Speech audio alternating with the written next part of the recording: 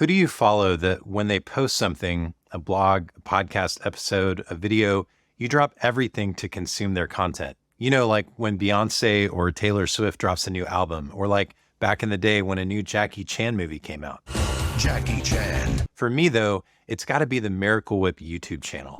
Their last video posted 4 years ago and was a documentary about how they approached the town of Mayo, Florida, about changing their name to Miracle Whip, Florida.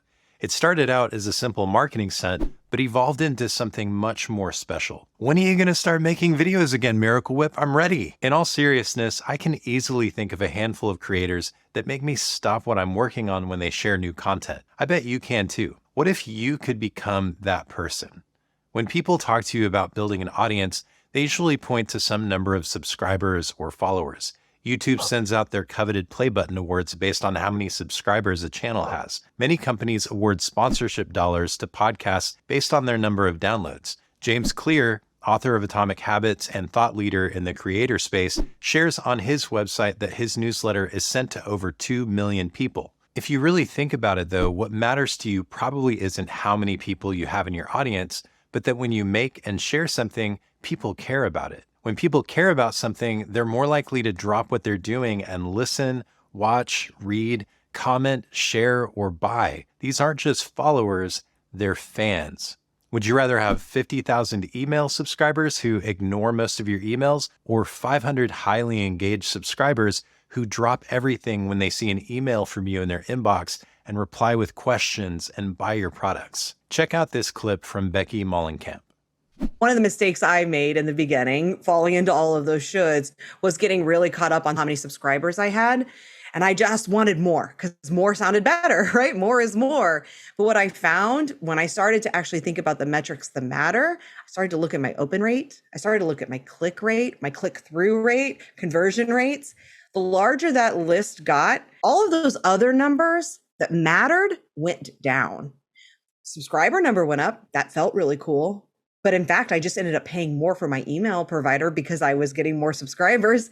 So I was getting a lot more people. They were a lot less qualified. My email list is smaller now than it was years ago.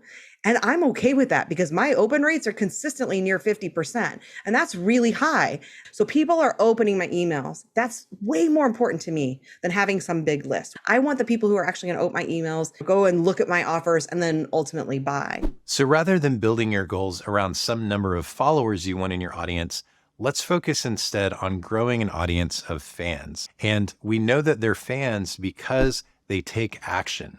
Fans consume. They read your posts, articles, and newsletters. They view your pictures or videos. They listen to your podcast episodes. They buy from you. Fans respond.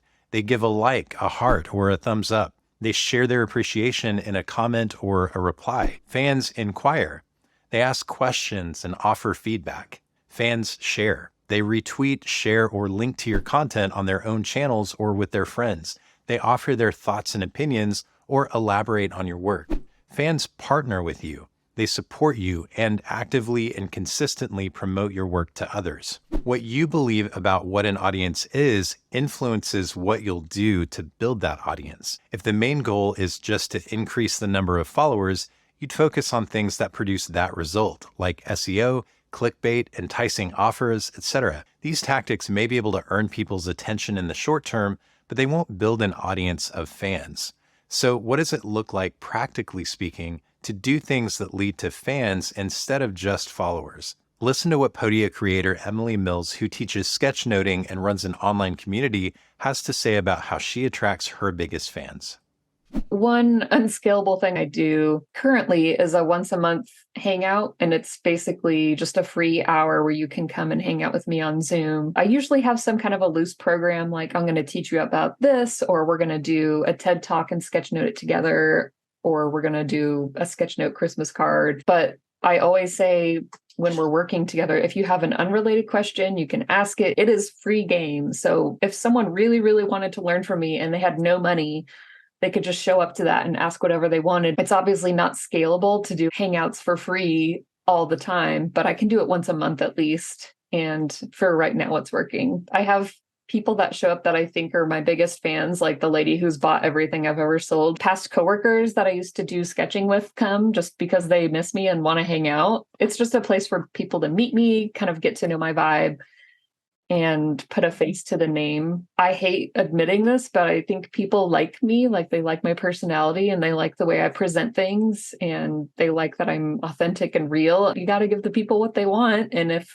what they want is more of you, you have to share yourself, which I don't like doing because I feel like I'm a more private person. I don't share like any personal details on social media. It's all work related. But if that's what they want and it makes them feel kinship with me and they want to buy from me, I guess I should do that. Authenticity, building reciprocity, and doing unscalable things are three key ideas Emily describes in her story. Let's talk about each one. Being authentic with your content looks like using your own voice. This means writing or presenting in a way that feels natural to you.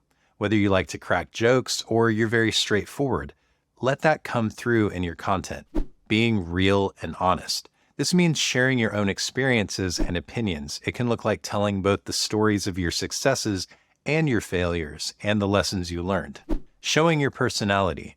This could look like including photos or videos to show who you are as a person. You can share your personality in the way you design your content, or the setting in which you film your videos, or even the style of clothing you wear. Being honest with your audience, and most importantly, being true to yourself, builds trust, deepens their connection with you, and turns them into fans. Building reciprocity looks like providing no strings attached value. In Emily's story, she mentions that her monthly hangout is free, and it's an opportunity for her audience to ask questions, learn from her, and get feedback on what they're working on. When you provide free value, it's natural for people to want to reciprocate that by sharing your work with others or even buying from you. Doing unscalable things, that is, things that would seem impossible to do with a large audience, could look like replying to every comment, making content specifically based on an audience member's question and giving them a shout out. Or like Emily Mills does for her audience, inviting your audience to spend time with you at a monthly digital or in-person meetup. You may not be able to do unscalable things forever, but they can make a huge impact when you're first growing your audience. To share another example of this in practice, Podia creator and life coach Carl Martin shared how he uses reciprocity and doing unscalable things to deepen his connection with his audience. He says, "Whenever someone takes the time to respond to my newsletter with feedback, constructive or positive, I thank them by offering a free coaching session. These are some of my most engaged advocates, so it's my way of deepening my relationship with them and knowing that they will A, be most likely to buy my products, and B, those who are most likely to support amplifying my content and my message, and thus building my audience." The power of being authentic with your content, giving away free value, and doing unscalable things is that they unlock fan behavior, which, as we mentioned before, includes people sharing your work with others and partnering with you to grow your audience.